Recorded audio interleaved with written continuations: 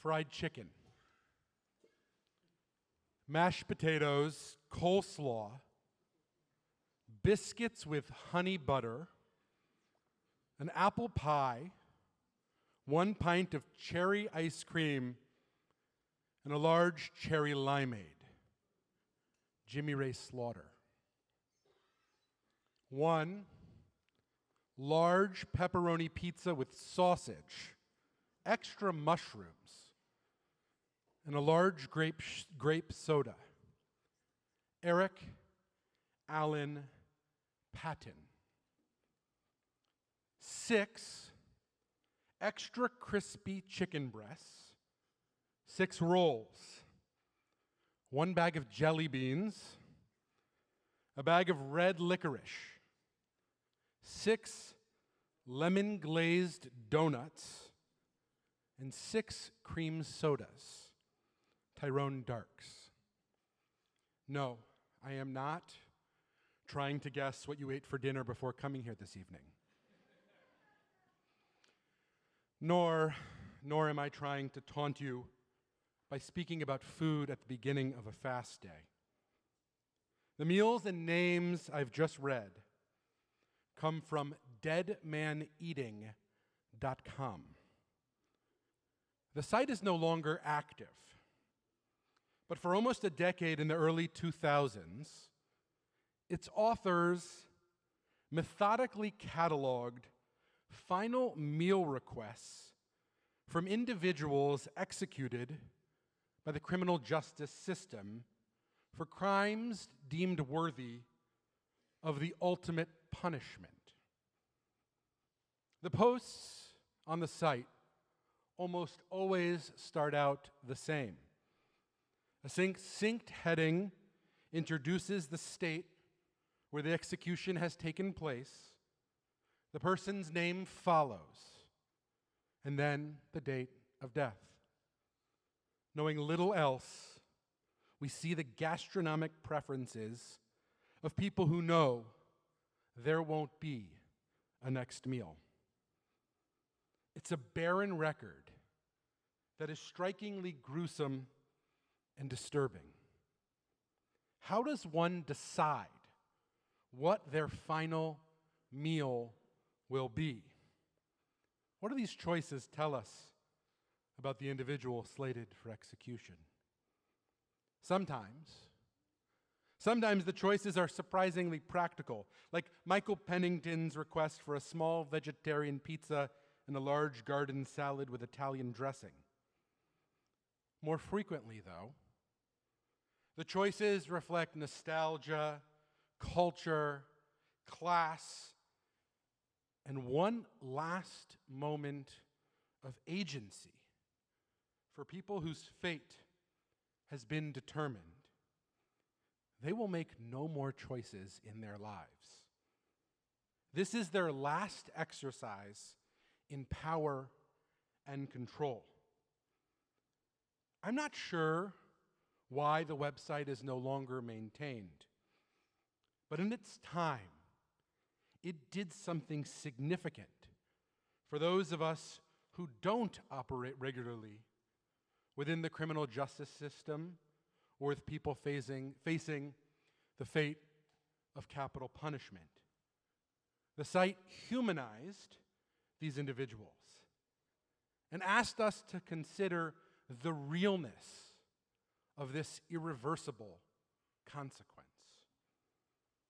We, of course, now are entering Yom Kippur, a day about our consideration of irreversible consequences. Who will live and who will die? Who will be inscribed in the book of life? And whose fate will be sealed? The questions are not just general statements about society. We see ourselves in those lives hanging in the balance. The poetry of this day tells us and will tell us that our ultimate fate lies in the world beyond comprehension. But for the people who find themselves sitting on death row, those questions are not theoretical. The answers are known, they will die. Tonight is not a happy sermon. This is not a feel-good sermon. There will be other times in our life together for those. It's difficult to speak about death, and most especially the harshness of violent crimes and their punishments. But this is a topic we must discuss, because every name and meal I've shared thus far is a person who has been put to death in the state of Oklahoma. I don't know the particulars of their cases, nor is this the setting to debate their specific crimes. Their fate has already been determined, and there's no way to reverse it if the system got it wrong. This evening, though, I want to point out that we live in a place with plans to execute people with an astonishing frequency, and no one is talking about it. Over the next 26 months, 24 people are slated for execution in the state of Oklahoma. Since 1976, the year the U.S. Supreme Court upheld new death penalty laws, our state has been second only to Texas in the total number of executions administered. We are not even large enough to sustain an IKEA, and yet we are somehow number 2 on the execution list. More people are executed in our home state for their deeds than almost anywhere else in the world. No matter your feelings on the merits of capital punishment, all of us must admit that the frequency and volume of executions practiced in Oklahoma is worthy of concern and reflection. Why are we such a murderous state? Is the instance of violent crime in Oklahoma that much higher? Are crimes committed here in so much more heinous and frequent that we rightfully claim the number 2 spot for executions? The answer, of course, is that while we may have plenty of violent crime in our state, it is not responsible for the extremely high execution rate.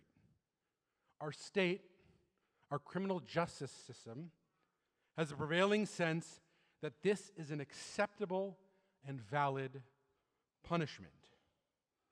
As those who live in this place, as those who live in a place that enacts this sort of punishment, we need to be engaged in the conversations about it. Of course, our tradition has plenty to say about the complexities of capital punishment. Depending on where you start reading the conversation on this topic, the Jewish tradition is ambivalent about capital punishment. If we turn to the Bible, and only the Bible, as the primary source, it is clear that the Bible provides the death penalty for various crimes. Among those offenses listed in the Torah, worthy of putting one to death, are idolatry, witchcraft, kidnapping, and murder. But the Torah also lists capital punishment as a consequence for a stubborn and rebellious child, among other lesser crimes. An advocate for capital punishment could most certainly turn to the words of the Torah and find support within religious doctrine for that punishment and idea.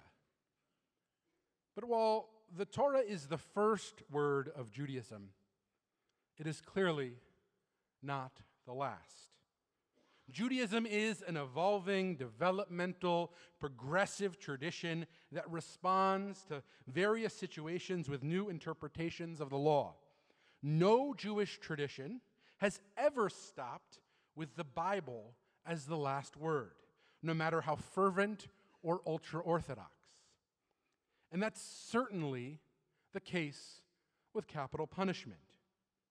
The rabbinic sages acknowledge that capital punishment exists within the scope of available consequences to those legislating society. Yet the rabbis of the Talmud are clear that it should be practiced cautiously. Perhaps the most famous styling of these limitations comes directly from the text of the Talmud itself, where we learn a court that puts a man to death once every 7 years is called a murderous one. Disagreeing with this first statement, the Talmud continues. Rabbi Elazar ben Azariah says, or even once in 70 years is considered a murderous state. Rabbi Tarfon and Rabbi Akiva said, if we had been in the Sanhedrin, no death would have ever been passed. The point of these sages here seems to be clear. The death penalty is a severe consequence, and that means serious consideration must be taken before it could be implemented. One of the most famous rabbinic teachings of all rabbinic literature states that each human life is as valuable as the entire world. So killing a person is tantamount to destroying a world. This sensitivity is clearly at play in the way the rabbis of the Talmud speak about capital punishment. However, for most of Jewish history, Jews were not a self-governing people, and therefore lacked the authority to impose or abolish capital punishment.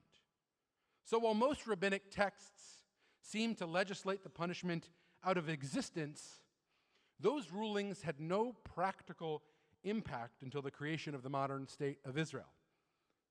Israel has imposed the death penalty, but only once.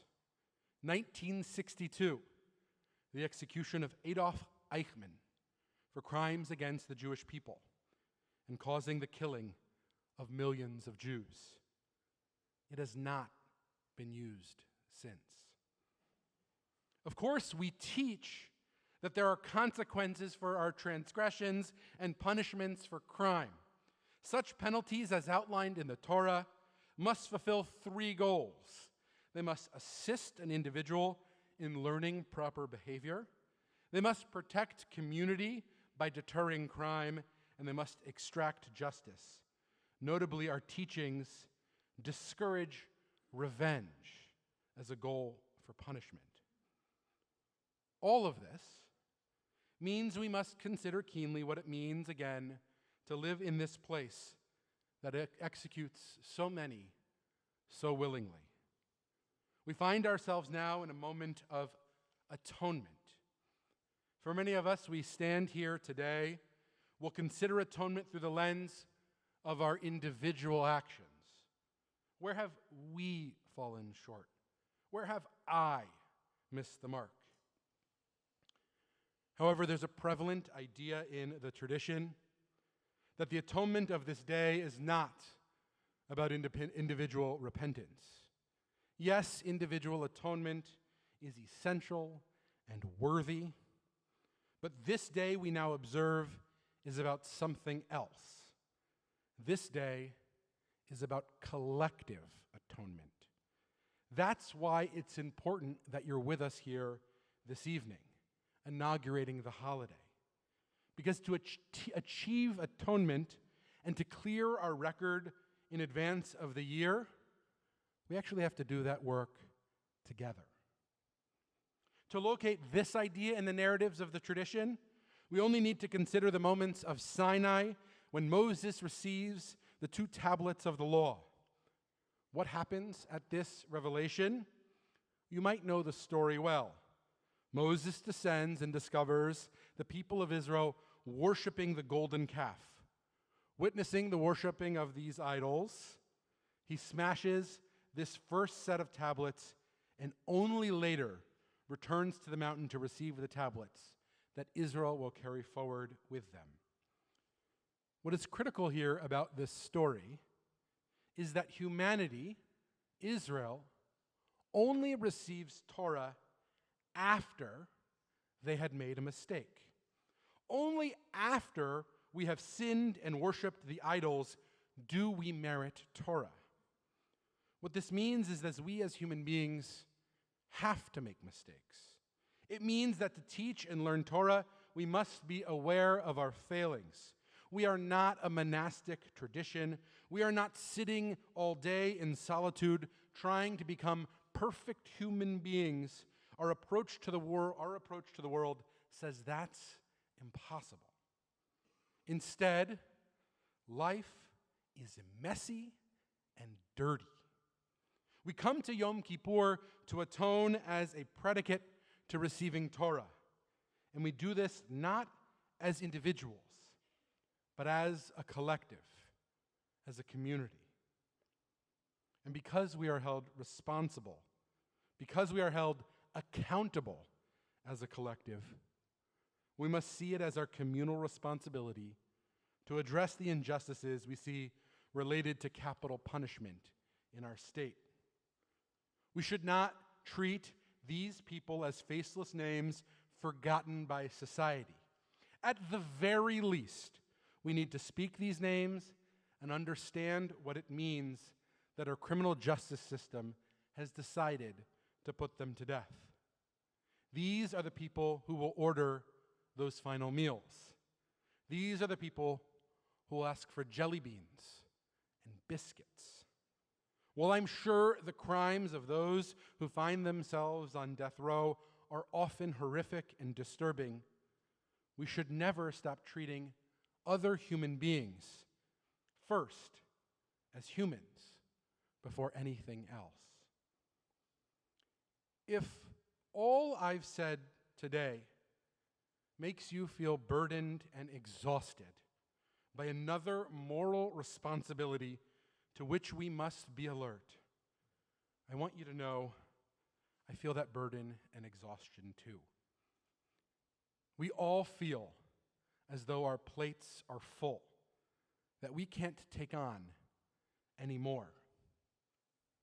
Of course, we should be thinking about those who are fated to be executed. And for most of us, even if we didn't know the textual references that I cited here this evening, we know the moral responsibility is to live in a society that does its best to protect every human life.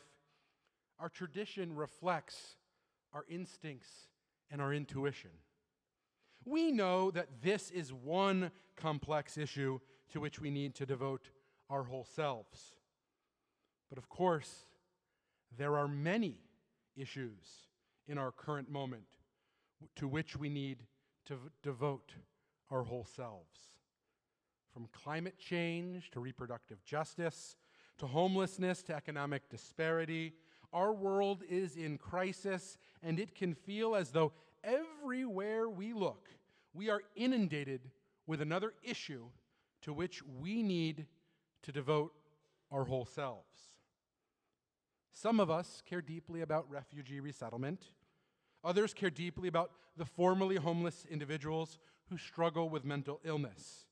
Still others care first and foremost about the environment and the climate crisis. To which of these issues should we devote our full selves? Well, some of us will think and speak and act upon all of these issues. I want to give us all permission to pursue a more reasonable and realistic approach to the issues on our agenda. It is okay. It is okay to just pick one or another issue at a time and work arduously to effect change and resolve that crisis. It is okay that you are focused on one thing and I am focused on something else. After all, that's the purpose of community. With shared values, I can see how your work on reproductive justice intersects with another's concern for addressing teen pregnancy. We can see how the work in the area of refugee resettlement intersects with issues related to the housing crisis or social service infrastructure.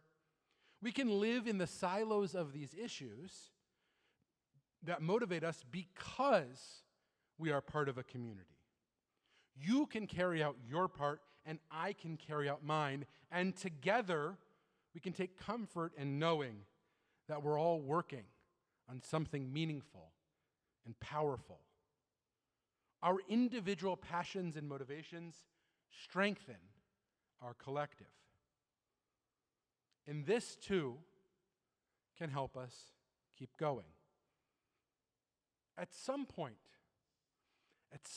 in the late 2000s, the people who ran deadmaneating.com just simply stopped posting. Their plates were too full. Perhaps they became overwhelmed with the volume of entries and couldn't keep up. Maybe the gravity of their work got too heavy and they could no longer healthily spend their time addressing the crisis that undergirded their project. Perhaps they became disheartened and numbed themselves and shifted their focus to other issues of concerns and areas for their activism. Whatever the reasons for the waning posts on their website, we should see it as an unspoken word of caution and a prompt to remind us that others can pick up and continue their critical work. And therein is my final point. When we feel as though we have reached our absolute limit, when we feel as though we can take no more, when our plates are full, we should remind ourselves that we will have the blessing of eating again. We have not eaten our last meal. Tomorrow evening, as the sun sets, we will break this fast and enter life anew. And for that privilege, we owe it to ourselves and humanity to work for justice as hard as we can. On this sacred occasion, let us this evening be reminded of our collective responsibilities. May we be awakened to the issues of our day, and may we be strengthened by what we share.